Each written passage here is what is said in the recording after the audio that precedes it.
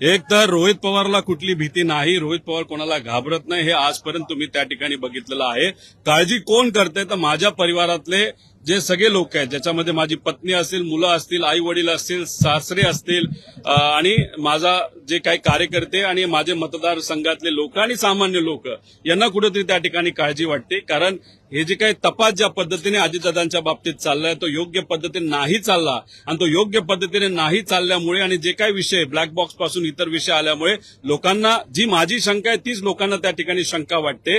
आणि सगळ्यांचं मत आहे एवढे मोठे मोठे लोक या विषयामध्ये जर असतील तर मग उद्या जाऊन माझ्या सेफ्टीबद्दल सुद्धा विषय निर्माण होऊ शकतो. द्यायची नाही द्यायची हा सरकारचा त्या ठिकाणी विषय, पण शेवटी मराठी माणूस म्हणून अजित काकांसाठी आणि काय खरं घडलं हे कुठेतरी आम्हाला कळलं पाहिजे, महाराष्ट्राला कळलं पाहिजे. या हेतूतून त्या ठिकाणी आम्ही लढत राहणार.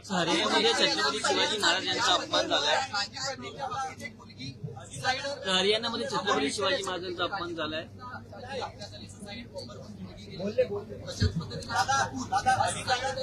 बोललो सर छत्रपती अधिवेशन अजितदादांच्या शिवाय होत आहे.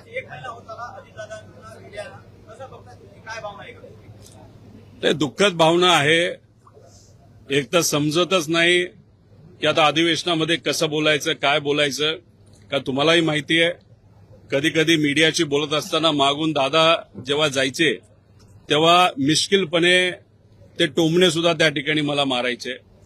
जेव्हा दादा आत येत असायचे तेव्हा घोळका आमदारांचा त्यांच्याबरोबर असायचा. एका रुबाबात ते इथं येत असायचे, चांगले कपडे. या अधिवेशनामध्ये येणारा पहिला माणूस, पहिला नेता कोण असायचा रोज तर ते अजितदादा असायचे. आणि सगळ्यात शेवट जाणारा नेता कोण असायचं ते अजित काका त्या ठिकाणी असायचे. असं एक व्यक्तिमत्व आज आपल्यात नाही. जेव्हा केव्हा त्यांनी अधिवेशनामध्ये मुद्दे मांडलेत, नाही तर एखादा निर्णय मंत्री म्हणून घेतलेला आहे, तो निर्णय घेत असताना महाराष्ट्राला केंद्रबिंदू ठेवलेला आहे. आणि शिस्त ही अधिवेशनात कशी असावी, कशा पद्धतीने विषय आणि मुद्दे मांडले असावेत, बोलत असताना कोण कसं बोलतंय, भाषणामध्ये मध्येच कोणी ते काहीतरी बोलतंय का, या सर्व गोष्टींवर तिथं लक्ष असायचं. त्यामुळे एवढा मोठा नेता, एक मराठी माणूस, एक मराठी नेता आणि शिस्तप्रिय अनुभवी नेता आज आपल्याबरोबर नाहीये. त्यामुळे या अधिवेशनामध्ये येत असताना कुठंतरी मनामध्ये दुःख त्या ठिकाणी होतंय. पण त्यांनी आम्हाला सगळ्यांना एकच गोष्ट सांगितली आहे, काय झालं तर लढत राहायचं. आणि त्या दृष्टिकोनातून आम्ही सर्वजण अधिवेशनात लोकांच्या वतीने, लोकांच्या हितासाठी, महाराष्ट्राच्या हितासाठी जे कुठले जमतील ते मुद्दे मांडत त्या ठिकाणी लढत राहू.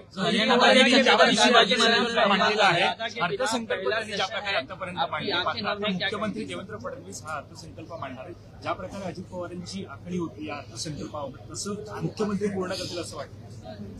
माझ्या अंदाजाने अजितदादांनी आतापर्यंत 11 वेळा अर्थसंकल्प या महाराष्ट्र राज्याच्या त्या ठिकाणी मांडलेला आहे. आज जर दादा असते, दुर्दैवी घटना घडली नसती तर महाराष्ट्रामध्ये सगळ्यात जास्त वेळा मांडणारे फायनान्स मिनिस्टर हे कोण असते तर अजितदादा असते. पण आज ते आपल्यात नाहीत. तुम्ही जर बघितलं तर 82 पासूनचा त्यांचा राजकीय प्रवास आहे.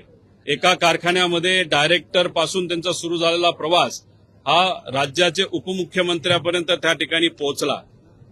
काही काळ त्यांना अजून मिळाला असता तर या महाराष्ट्राचं सगळ्यात मोठं पद म्हणजे मुख्यमंत्री सुद्धा ते त्या ठिकाणी बनू शकले असते. पण आज ते नाहीत. पण त्यांनी दिलेली शिस्त, त्यांनी सांगितलेल्या गोष्टी याच्यावर लक्ष देऊन त्या आत्मसात करून आमच्यासारखे कार्यकर्ते येणाऱ्या काळामध्ये महाराष्ट्राच्या हितासाठी प्रश्न मांडत आणि काम करत त्या ठिकाणी राहू.